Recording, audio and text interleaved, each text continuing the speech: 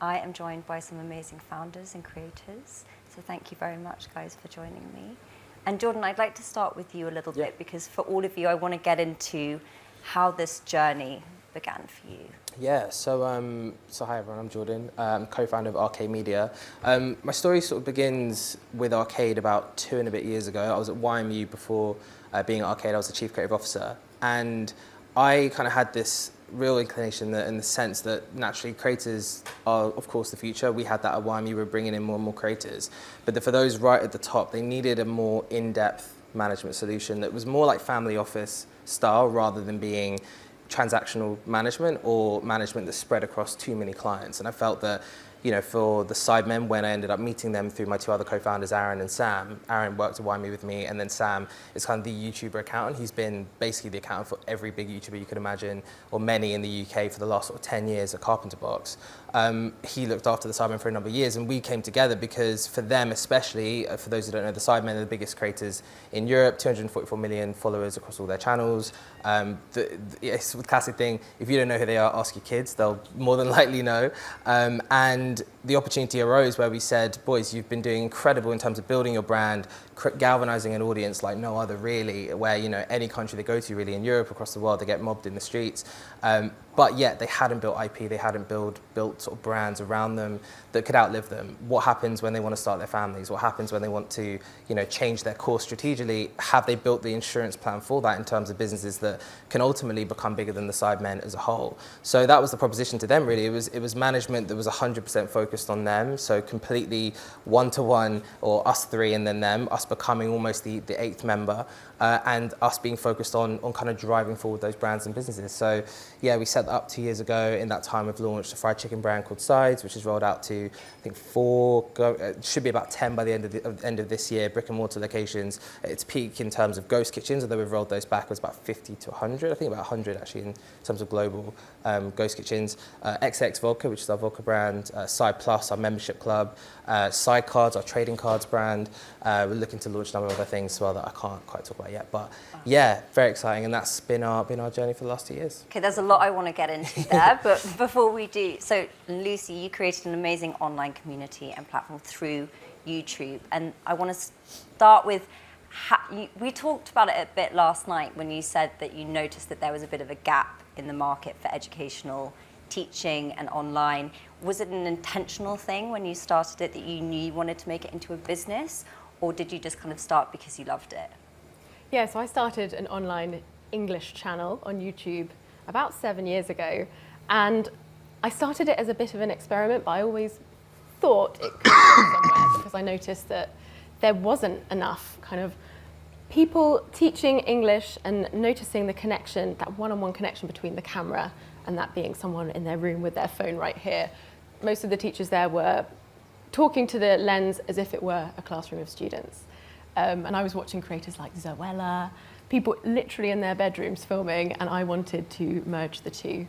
And then, yeah, I was stuck in the phase of just taking on sponsorships, ad revenue, being a lone creator, sometimes with a few contractors.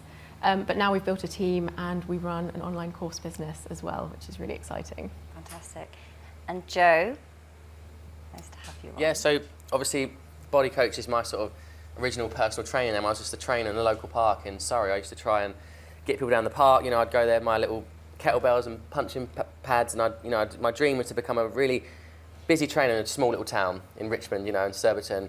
And when kind of Instagram opened up video in 2013, 2014, I saw this opportunity. I was like, it's a 15-second video. And I had this idea for a video recipe called Lean in 15, right? Do you remember that, Lean in 15? I love those, yes. I was just literally 15 seconds and was just shouting out all the ingredients, a bit crazy, a bit wacky, just to kind of, I just loved it. I didn't really have a vision of what I was building, but I just really enjoyed sharing a recipe and knowing that someone on their way home from work was sort of buying those ingredients and making that recipe. So that was kind of where the love for food and that sort of content started. And then obviously YouTube, I started in 2009. I had my camera on a tripod on my little like terrace in Surbiton, and I filmed my first workout. And you know, I thought, what a great way to share my love for fitness as well to the world. So that obviously took a long time to build, and it culminated with PE with Joe in lockdown with the live stream workouts. Did anyone do a PE with Joe workout? Yeah, I've met a lot of people that did it with their children, and that was a live stream, you know, Monday to Friday, 9 a.m. and over that 18 weeks, 100 million people watched and took part, and that's like my proudest achievement. So well, yeah, I'm like really the hero of lockdown, but it's like every overnight success is 7 years in the making, as they say. So, and for all of you guys, it sounds like you started at the sort of infancy of these platforms. How important has that been in establishing your brands? Yeah, I mean, I think for what we're doing now, it's been absolutely integral to understand the sort of life cycle of some of these platforms and then to plan accordingly. I think, you know, when Facebook was so dominant and it seemed that that was the whole world of social on its own, when I was at Lab Bible, for example, and that was the whole business model was running on Facebook, then obviously Instagram comes, there isn't monetization in the same way. Obviously YouTube going through its changes. I think to be at the infancy of these platforms when they start, and obviously now TikTok, it gives you a foresight because they all follow a similar pattern. And I think if you can know that pattern, it really helps to then plan and build for when they inevitably come to their decline or their sort of handover to a new platform or new sort of style of consumption. And I think the people, you know, like you guys are amazing testament to that. The creators who are the best are the ones who are able to constantly adapt and to not be fixed to one platform as their kind of sole thing, because how can that be a long-term endeavor, really? You know? Would you say that there's a formula behind what you guys have created? Because it seems like you're all very authentic, and that's why your audiences resonate with you, and that's why you've built these online communities. But is there more of a strategy in place, and is the consistency in delivering content really crucial to maintaining those communities? For me personally, I think, you know, the reason my audience grew and continues to grow is because I'm so focused on the simple task of, can I really get someone to exercise and move their body and feel good and feel energized and happy? And same with the food, you know, can I inspire someone just to try something new and cook a recipe that helps them and their children feel healthier today? And so, because I'm really focused on that, and I've been so driven by that kind of North Star, if you like, that all of the success with business, book deals, DVDs, it all came to me. I didn't chase any of those opportunities down.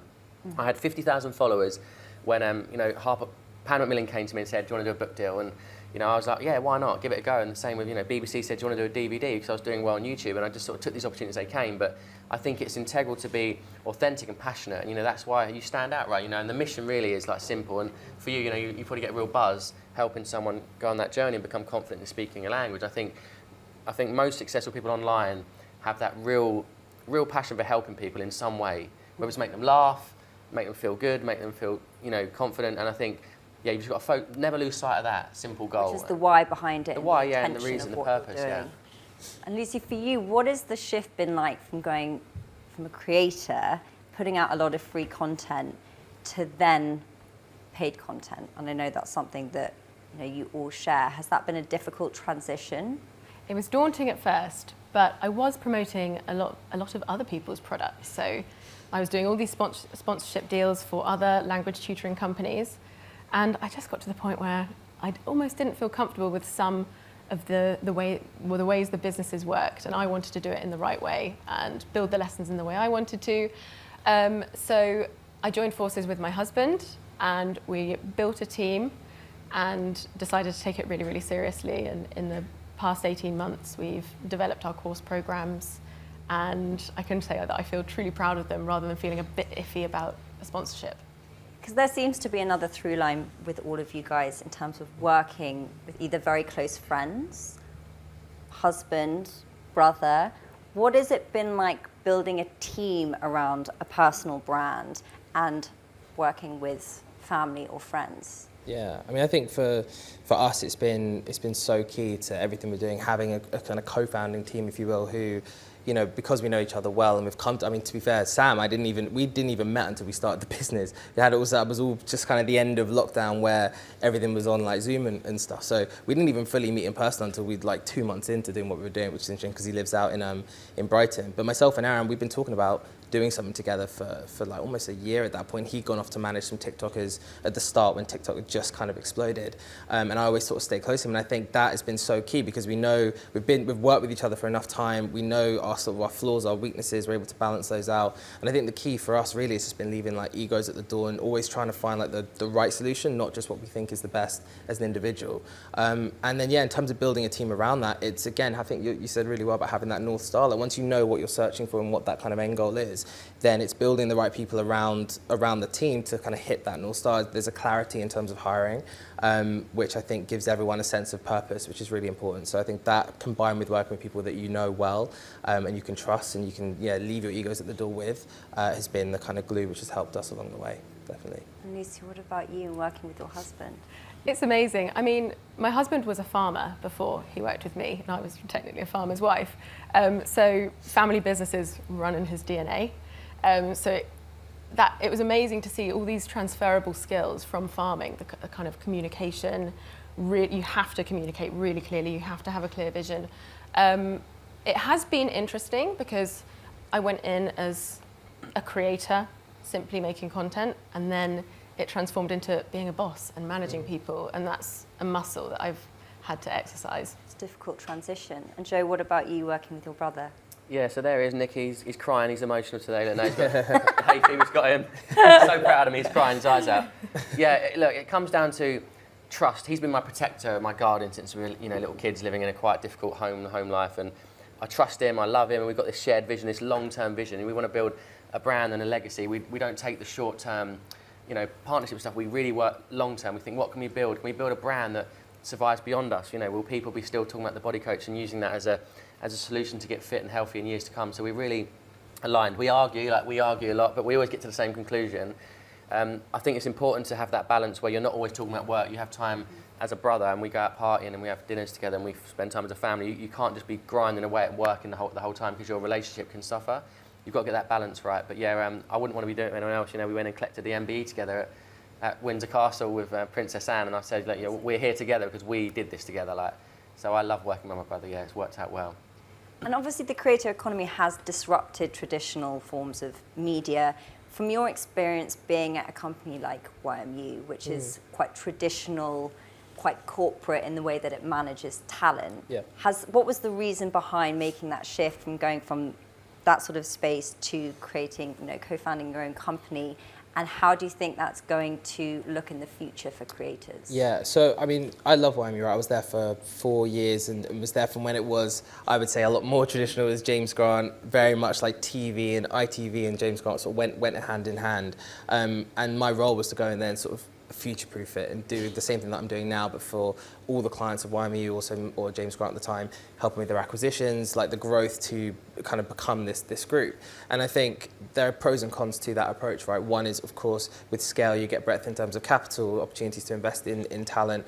You get amazing talent join you as a roster. But I think for me, it was really the thing that whereby, with the Sidemen especially, that opportunity with a brand that's that big, we couldn't be distracted, and I was so clear in my head, and both Aaron and Sam were as well, that what they have is once in a generation in terms of that reach, that engagement, that depth of kind of connection with their audience. That if we went deeper rather than broad and tried to go horizontally, then I think we would get a better outcome. That was always our ethos, and also just having that creative focus. I feel like in my role as Chief Creative Officer when I was at YMU, it was amazing, but there were so many different hats to wear, so many different people to work with, and I wanted that focus and that clarity of this is the one thing we're doing, but within that, there's 20, 30, 40 things that we can do. So that was the jump for me. And for you two starting out as talent, essentially, what has that experience been like for you on the other side of keeping sort of that autonomy, working with family versus the more traditional agencies? What has that been like? I worked with an agency for a while, and I had a really good experience. It was perfect for getting brand deals and things like that. But it got to a stage where I just wanted more autonomy. It's funny because when I started the YouTube channel, I already felt that it was too late. I thought, I've missed the boat. All the big YouTubers have already been, and they're massive. I just think there's so much opportunity for people. Still now? Yeah, still now. And you might feel that you're arriving to a platform late. Maybe you're just arriving to the wrong platform.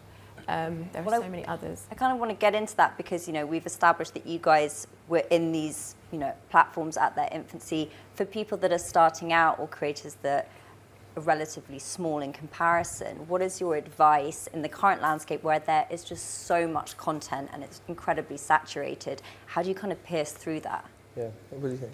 Yeah, I remember speaking to another trainer in the UK. He's done quite well on Instagram and he's definitely got a successful business. But I remember him saying, it's too late, you smashed YouTube, there's no point me doing it. And I remember thinking, it's just not true. It's the same with podcasts. Oh, you should have jumped on podcasts earlier. But the appetite now for podcasts is bigger than ever, right? I pay for Wondery Plus, like I love it. I'm always looking for new shows, so it's never too late. And I think you just have to go in with that same thing. Like, you know, it's not about going online to build a community to sell stuff to them. If that's the only goal, it might not work. It's probably going to fail. But if you go onto social media and digital platforms with a real ambition to help people in some way, do something good for the world, then opportunities come, because it's a genuine love for what you do. And like, I was obsessed in the early days. I was on Twitter every day when Nicky used to say, put your phone down, can't you just enjoy the meal? And I'd be filming it and all that sort of stuff. And I had no idea what I was doing, but I just loved, something was drawing me back to it, the community and building it and seeing. And even now, like, I spend hours and hours every day sending voice notes to people that are going through difficult times physically and mentally, because I get it's really connected to my purpose. Like, I love the feedback. I love helping someone move and transform physically and mentally. So I think that's why I'm still here, right? If I didn't love it and I'd lost my passion for that, I would have stopped shooting the content and I would say, go and get 5 trainers and let the body coach run without me. But I'm still very much attached to it. And it's difficult because we're personality-driven brands, and at some point, you will have to build a team around you that can take some of that content load. But it's never too late. You know, YouTube, the attention's on YouTube, it's on podcasts, it's on TikTok, it's on, you know, still on, I still think Facebook and Instagram are still powerful platforms. I get so much, you know, when I do a pre-order on my books, Facebook is amazing for it. When I launch a new product, Facebook still boots off. Like, a lot of people think it's kind of dead, but it's just a different audience on there. But yeah, never give up, always have a go at it, you know, try it out. I guess also finding your niche, because even if you can harness and sort of galvanize a smallish community in comparison, you can then have multiple aspects to your brand that they'll be investing in and they'll be with you for the long term. Whereas I'd say perhaps the more traditional influencer route is quite saturated now. Yeah, 100%. I think it's not even so much, I think, niche as it is about value, just providing like heavy amounts of value to people in whatever that thing might be. It might be that value proposition is quite niche and quite you know, tight in its frame, but actually it might be that you provide value through entertainment or something that's a bit broader. I always think of a creator who I worked with when I was at YMU and brought him over. There was Munya Chihuahua, who, when he was, you know, obviously making his content through lockdown, it was a complete variety and mix of different things. He doesn't, I think, have a niche per se, but he provides like clear value in his comedy and in his satire and in you know, his speed to producing. That's his thing. He can do anything within making people laugh and beyond that, right? So I think it's about having a very clear value proposition, and again, that North Star. If you don't know what your purpose is, why you're making content and why you're bringing something to people, then I think there's not much point. And that's the bit, I think, with all the creators I've worked with in the past and the more traditional talent, when people struggle, it's because they don't have that vision and that North Star. And to kind of, on that, you spoke about how things quite organically came to you with the opportunities. From your perspective, have you gone out and actively found those partnerships and, you know, the brands that you've created with Sidemen? Has it been something that was difficult to kind of navigate in the early stages, or was it always very clear that that's what you wanted to do? You know, I think in a way it wrote itself. Both the ideas and, you know, the process we went through was we asked the boys to all vote on about 15 things which we thought if they wanted to do it, they could absolutely smash it. A number of those things, they kind of had ideas for, you know, various puns with the word side, like sides for the food brand and so on. But we ended up asking them to vote, and they voted, ticked them all off. And from that point, we've not really deviated too much from that initial strategy. I think it's something that I was massive on at YMU, and I think YMU still are big on it, is strategy. We always had this idea where the minute the client comes in, you know, the first job is to get that strategy down for the next 3 to 5 years. And obviously you change and you adapt, but if you get that strategy right, it shouldn't really deviate. I mean, the threads should be the same, the specifics may change, but we did that for the boys. And actually from that moment on, once we had that mandate, it was super clear. We knew these were the things we were going to go after, whether it's launching an alcohol brand or food or whatever else. And then it's about how do we find the right people to come in to operate those brands or partners to take them on with us. And I think because of the brand that they built and the numbers that sort of speak for themselves, it was an easy conversation with everyone we wanted to have that conversation with. And it all sort of worked out, I think, because again, we had that purpose, we had that focus and the clarity and the strategy to say, this is what we're going for, rather than being caught with every opportunity that came our way. Lucy, what about you in terms of having a strategy behind it, expanding the business, one that is also obviously very interlinked to who you are personally? So I didn't have a strategy for the first few years. I was just thrilled to bits that the channel had taken off, I was making good money. And I think I felt a bit lost in my personal life as well. When I found clarity there, then I could focus, and then obviously I joined forces with my husband, which was amazing. And now we have a really clear vision of what we want to achieve. And I think the main thing is passion. So especially for anyone who wants to start a channel or a social media profile, if you go straight in, as Joe said, wanting to make money, people can smell that, and they can also smell desperation. They want to see that you're really enjoying what you're doing, you're providing a lot of value, and you're passionate about it. And that's what we try to inject into our business. And I wasn't passionate about sponsorships, but I am really passionate about my course business. And how do you feel about the demand for content? Like, obviously you're all very established, but do you still feel that pressure to be constantly creating when there is so much demand out there?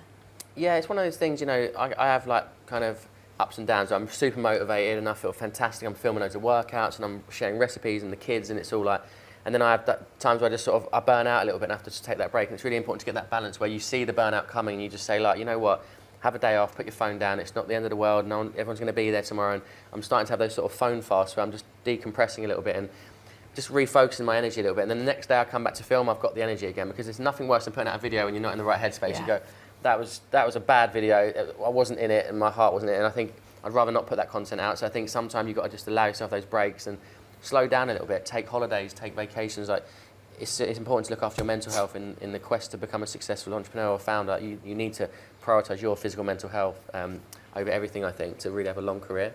Mm-hmm. Yeah. And in terms of AI, because obviously that's disrupting a lot of industries now, where do you see that kind of affecting the creator economy, if you do, and how do you see it as a positive and a negative?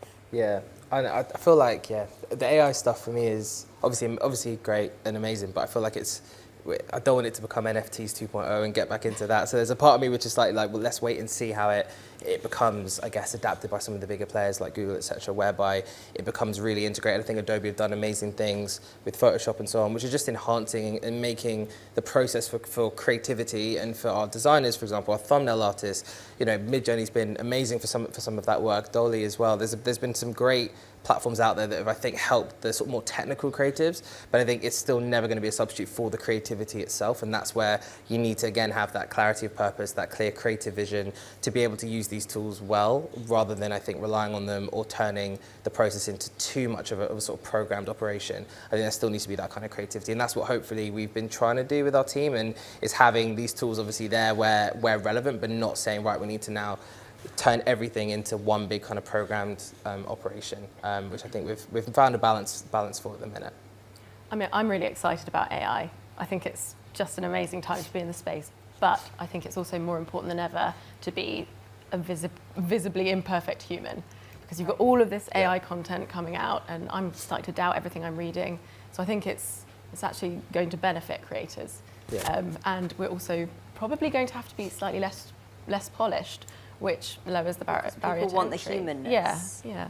Because actually, you know, when they're creating AI content creators, it's like you have to be human in order to kind of resonate. And creative, right? To actually put great input into these programs to get amazing creative output. You still need that soul at the beginning, you know. And when it comes to platforms for creators, obviously there are so many more happening all the time. It can feel quite overwhelming, especially to those that are sort of starting out, when you feel like you have to be on Instagram, TikTok, YouTube, creating all the time. What is your advice for creators kind of in terms of navigating that? Yeah, I think for me it's about not thinking platform first per se, but thinking again about the strategy, the value proposition, what will get you out of bed in the morning, what will really excite you. It was something which I spent a lot of time working with traditional talent, obviously when I was at YMU, to get more active on social. And I think the bad advice is just post everywhere and do everything all at once. I think the better advice is think about what is good value to the audience and the community that you want to build. What do you really want to create here, and what's the thing that's going to get you out of bed to make this content every day? And once you nail that, it's then, okay, from that format or that idea, then which platforms sit well, and how can that be syndicated in different ways? I'd rather personally advise that always, versus just make content for the sake of it and do everything all at once. And Joe, what about you? Yeah, I think, like you said, the reason I grew on Twitter and grew on Instagram and Facebook is because I just love it. I think it's fun. Like, I've always loved it. I never had an ambition to sell cookbooks. I mean, I was living in a one-bedroom flat in Surbiton with an iPhone. I was a personal trainer. I was charging £40 an hour, and I was like, I'm set. I'm so happy. I've got 20 clients. Like, that was as big as my vision and life could kind of dream. And It was only when technology came along that I really like thought, you know what, I can reach more people. I can get kids in India exercising and get people in like South America cooking my recipes, and that just opened up this whole world of like possibility for me. So I think, you know, it's about doing the, you know, just doing the things you love, and if you really are obsessed because you love it, like anything, you become good at it, right? And that was it. It was just thousands of videos, hundreds of recipes, thousands of workouts before I even considered like monetizing the audience. But I see when you see a success story like Delicious Yellow or myself or KSI and Logan Paul, the kids coming up just want that success. They want that brand, they want that partnership, they want that income. So maybe with that true, genuine authenticity, maybe it's hard to really get that now because they've seen this path you can have. Well, it's hard to get the authenticity because people are trying to replicate it. And it's coming from the wrong place. They know what they can get if they do it in a certain way. Yeah. You can build a business and like, you know. But is that effective? Do you think? Well, I don't know. I haven't seen many. I haven't seen. It's like Logan Paul and KSI are like one in a generation. Like, you know, it's a cultural phenomenon. It's like you can say Jamie Oliver, myself, like one in a generation that can sell 4 million cookbooks. It doesn't come very easy. And for me, I was just there at the right time with technology because I loved it. And I think now people go, I want to be the next body coach, and I want to. And if I do YouTube and I get this brand, I can make that kind of. But it's not easy. Like, I think if I started today, I wouldn't have the success now. I was there like, you know, 10 years ago when it was just starting out. So I think timing's important, isn't it? But yeah, just being authentic, you've just got to really, really mean it, because followers and Instagram and subscribers will see straight away that you're like there just to make money, and they have the short careers. You know, you see them come and go, but who really has a business and builds like a real brand off the back of it, you know? Yeah, because it sounds like all of you, there's a huge amount of passion behind what you do, and that's why you've managed to be so successful. But in terms of, you know, having a digital community and feeling like nurturing that, do you feel that that's something you ever struggle with in terms of pulling away, that they might go somewhere else? Or do you feel confident in that? I think it's all about building trust, and so it's quite easy to fake it on social media. You can just look at what the top players are doing, replicate it, and if you play your cards right, the algorithm will suck you up. But you're kind of fast tracking, you're building this empty audience, and they're not necessarily going to trust you, and you know, whatever your desire is, you're not going to necessarily earn money from them or convert them. So yeah, I think it's all about trust. It's exactly what you were saying. Yeah. And you spoke about this earlier in terms of when you moved from giving free content to paid content. But Joe, what was that like for you when, you know, you have established that trust with your community? How did that feel, and what were some of the struggles or pain points whilst you moved it into, you know, the business that you've created? Yeah, we don't really talk about the business side of things. I've always been a bit low key, but I'm so proud of what I've achieved in terms of, you know, the YouTube thing was one thing, but I've now got a business with, you know, 35 members of the team. Nikki's the CEO. It's a tech company. You know, we have, you know, hundreds of thousands of people using our business, you know, using our app, and it's like something that I'm so proud of. But it's come from 10 years of brand building and trust, and you know, it's not just like happened overnight. So I think you've really got to put that work in. And I didn't, like I said, I always remember this. I sent 25,000 tweets before I made a single pound from social media. And it really was a gradual thing. So I released a PDF, like a 3-month plan. You got an email with really basic like recipes, no images, no video content. And that was like a product that we launched. And like 5 people signed up. I was like, wow, it's amazing. And then I'd imagine one day if 10 people a day sign up, that's going to mean I haven't got to be running around the boot camps doing the 6 a.m. boot camp. And then one day it was 100 people, then 1,000. And so you start to build this vision of like, wow, this is actually a global thing now. And then we invested heavily in the app, so we really pivoted and sort of thought, you know, if we're going to scale this and actually make something really valuable, let's build a digital, you know, product. And it's going amazing, but it just felt right. I just knew, I trusted, I proved the concept, you know, with YouTube, and I know that there's people that are willing to pay behind a paywall for that content if it's good enough. What was the process like in finding the right people around you to build that team? So, I mean, I've got to put it all down to Nicky. It wouldn't have happened without Nicky. He hired an amazing agency in London called Us2, who built the app, which is, you know, a very big investment, millions of pounds more than we thought we were going to spend. But now we've got an in-house team. We have the IP, and it's our product. So it was a big investment. But when I believe in the mission and I'm just so focused on it, like I don't even doubt it ever, because I just think, you know, I'm building something that's more than just a YouTube channel. I'm not just at like a moment in time. Like, I'm really building a brand that is going to be trusted for years to come. Because when you look at Les Mills, for example, Les Mills is still around, right? He was a trainer that started a fitness class, and now millions of people every year still do Les Mills. And so I want to be that. I want to be a brand that is around with Slimming World and Weight Watchers and competes in that market, because, you know, I feel like I'm really doing it in a really healthy, sustainable way. But you've just got to go for it, right? because otherwise I would have still been in that park in Surbiton and Richmond doing boot camps if I hadn't really gone for it and believed in tech and that community stuff.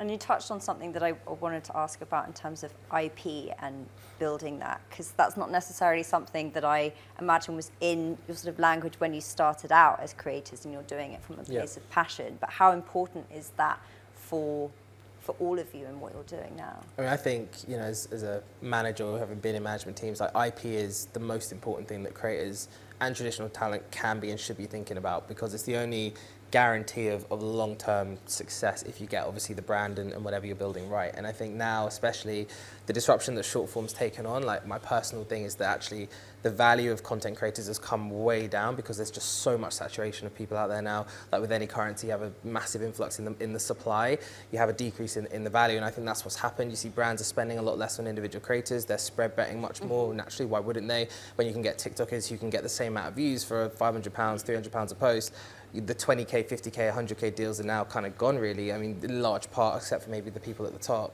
So, and even for them, you know, I think it's about how do you build something really long term, and that's where IP comes into its own. And especially now, there are so many ways to build businesses online, to build physical products. There are so many companies, especially if you're established as a creator, so many companies out there that can help you do that. And I think for me now, it's the sole focus, like only focus on things that you own, because that's the only bit you can control. You can't control brand deals, but you can control what you own and the business you have. And then if you have a platform, you have trust with the audience, you have a direct value proposition, then even if you had 10,000 followers, you could still build something that could be infinitely more valuable than all the brand deals you could ever make. And when it comes to sort of collaborating and getting those things going, what are some of the, you know, your advice for a creator in that space? Because it can feel incredibly overwhelming when you're like, okay, I've traditionally done this, brand deals, and like you say, now compared to a few years ago when there was a pocket of money that would go to one person, it's now being spread out and going to 10. So in terms of building their own IP and their brands, like should they be doing it in-house or should they be collaborating with companies that already are established in product development, things like that? I mean, I think it depends on things like risk appetite, how much money you have to be able to invest yourself. I think one thing which has been great for us anyway is to be able to de-risk some of these things by working with partners who are able to cash flow and actually bring some of the capital in to make these things happen. As you said, right, these things aren't cheap to make, and actually if you're doing 5 to 10 projects, let's say, or however many, you need to be able to de-risk that financially, and that's by thinking about ultimately appetite. And if you've got one thing, you know, this is, as you said, right, there was never a doubt in your mind, but when you're dealing in new territories, new fields, you want to make sure that's relatively de-risked. So I'd say where we should head to, hopefully, is a bridging between more corporate finance and creators. That's the bit that's going to be really exciting when more capital is available and the people who, you know, are expecting creators to speak in a certain way or to understand more sort of corporate traditional finance. When those two worlds merge and the gap is bridged, I think it's going to be really exciting because creators have ideas, they have platforms, they have distribution, and there's money that wants to be invested. So the minute that starts happening, I think you'll see creators launch ultimately a lot more. But if you're now trying to do something, I'd say try and seek out more kind of corporate finance or people who can help, you know, fund some of these ideas, and then find the creative partners out there, because they do exist. Companies like Creative Control Ventures, who are amazing. Gemflow obviously have done a lot of brands before. Third Phase, set up by the guys at Catalyst. There's a number of companies out there. So yeah, I think that's kind of maybe where I'd start. And where do you think we're at with bridging that gap? Do you still feel they're quite... We're super early. I still don't see that many creators leveraging corporate finance or working with some more traditional partners, and vice versa. But I think we're getting to the point, things like, you know, obviously the success of Prime over the last year, Beast Burger, Sides, all the things we're doing with the Sidemen as well. There's so many examples now where I think, you know, the world of VCs and private equity are starting to look at the creator scene and say, okay, there's value here, because ultimately you have reach and distribution, you have a personality who can be that kind of the springboard from 0 to 1, and then all you then need is a great product and creative. But you've got the trust with that audience and you've got the trust. Community, which is, you know, such a struggle for some brands starting out. And from your perspective, what have you considered angel investors or investing yourself? So we've done it all ourselves, but then we did have some capital ready from YouTube ad revenue and sponsorships. And I personally am really pleased that we've done it ourselves, but the absolute most important thing for us was being really kind of figures on the table with other creators that could be considered competitors. So, I mean, lots of networking groups with other English course creators, language course creators. What, just being completely transparent? Completely transparent. There are so many that I'm just I just say, look, this is what we made on our last launch. Here's what you made, let's share ideas. And Interesting. it's lovely. It's really, really nice. Which is quite rare, I think. I think the language niche is special. I'm really proud of the niche we're in because it's just a group of people who are. I think once someone starts to be really generous with information, everyone starts sharing. And yeah, it surprises me coming to other events when people are a bit more private about numbers. Yeah. Well, you need to demystify the process, otherwise you're never going to Yeah. learn. And Joe, from your perspective, because obviously you must have had investment to build the app, or did you not? So we're fully self-funded actually, because it's always been such a cash-rich business from the start. Because with the PDF days, 700,000 people paid £150. Yeah, £150. It was always cash, and then. But the app, what we said we're going to spend became a lot more, and I've essentially reinvested everything back into the business. But we're now at a point, we're at a crossroads now where we can continue growing, which is obviously much slower organically, or we can start to say, right, let's really light this up, let's get some investment and take it to the next level, because I do think we're the #1 fitness app in the UK, and I think we could potentially, reach other markets. But I'm really focused on growing and building. I think now we just got to be thinking about marketing. And it's an eyeballs thing, right? Because people know of the brand but don't know I have an app, or they know I'm Joe Wicks, the body coach, but they really know I have this amazing product that can actually change your life. So it's about now getting to that point where we're having conversations, and Nikki's having discussions about is it a one-time raise, just like one and done, or are we going to go through rounds? But I think in my head it's like, let's just raise one chunk of money, go for the market, and really double our subscriber base in the UK and see how we go from there, which isn't too hard of a task really. It's quite possible, That's the goal. And so what are your you kind of touched on it just now, but your aspirations for the future? I'd love to know from each of you where you see the sort of creator economy going. Is it going to continue to disrupt the traditional media structures that are in existence, and what your personal aspirations are? Yeah, I think for me it's in a real crossroads at the minute, where I do genuinely believe the short form disruption within the creator economy is way more drastic than people realise, and actually what that's done to consumption habits, to the value of creators, but also then on the flip side to the opportunity for everybody to be seen and to have a voice. I think that is incredible, and actually I've probably never been more excited about social than I am right now, because of the ability to be seen, that anyone can can go viral, can get reach because now. Of the algorithm. Because of TikTok, especially in short form, and the way these companies are now just pushing the algorithm for content which again adds value, has great kind of efficiency within it. I think is that for brands or the creator? For creators, but also for brands. The amount of brands now that are becoming creators, I think it's almost a point now where everyone is, if they take the opportunity, a creator, and has the chance to be seen now in a way that definitely wasn't the case when Facebook and Instagram was so dominant, and it was a lot harder to cut through, which is why the value was so much higher, I think. So I think, for everyday people, incredible. I think for superstars, much harder in terms of how many people are really going to get into that next echelon. I don't know whether we're going to see superstar creators again. Maybe we will with something else that comes to disrupt, but in short form, it's not really happening. And actually, there's so many people now with 1 million followers, with 2 million followers, whatever it might be, that the value just isn't there. And how many creators I look at will have the engagement if they did a pop-up store, would have people coming, even massive people with numbers, who you may think you have 20 million followers, might still not do it. And that's for the first time that's been the case. So I find that really fascinating. I guess it's the difference between an audience and a community. For sure. And community, you could have a much smaller one, but they will be there at 100%. the pop-up, they'll be there at the live show, they'll be buying the product. And that's the litmus test. You could have 10,000 followers who are more valuable than having 10 million, ultimately, if those people will show out for you. Because that's valuable to the brands. Have you noticed a shift in brands recognizing that that's more valuable for them to invest in and to partner with creators versus having that person that's got, 10 million followers, but those people might not actually really engage or show up? I think also the brands are realizing they can get 10 million followers themselves if they implement a really great organic strategy. And now with TikTok and everything else, brands like Duolingo, Ryanair on Twitter, there are brands who have really taken ownership of social because they know that the light is there now to get seen and get heard in a way that definitely wasn't before. So I think it's in a super interesting place. I don't know what's going to come next. I think some other platform or some new innovation has to now break this short form sort of thing, which is just taken over and change consumption habits again. What that is, though, I don't know. And Lucy, what are your thoughts on the sort of future of the creator economy and your aspirations for the future? Well, I'm really excited about AI, especially in the language space. There are some really cool early stage projects going on. We've got a couple of ideas that we're nurturing.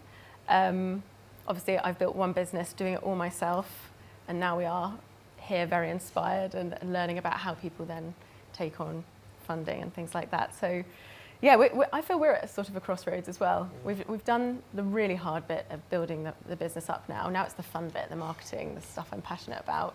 And yeah, curious to see what's next. And Joe?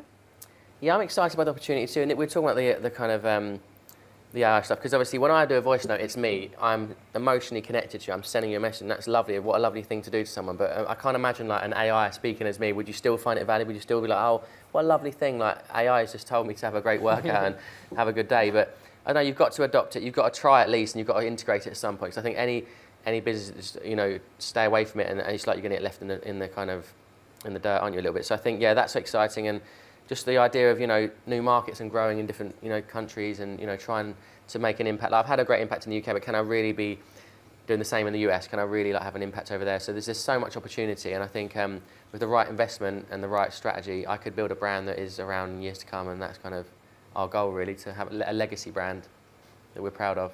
Sounds amazing. Well, thank you guys so much for joining me. This amazing conversation. Thank you. Thank you. I learnt a lot, and I'm sure the audience did as well. So thank you guys. Thank you so much. It's been great. Thanks.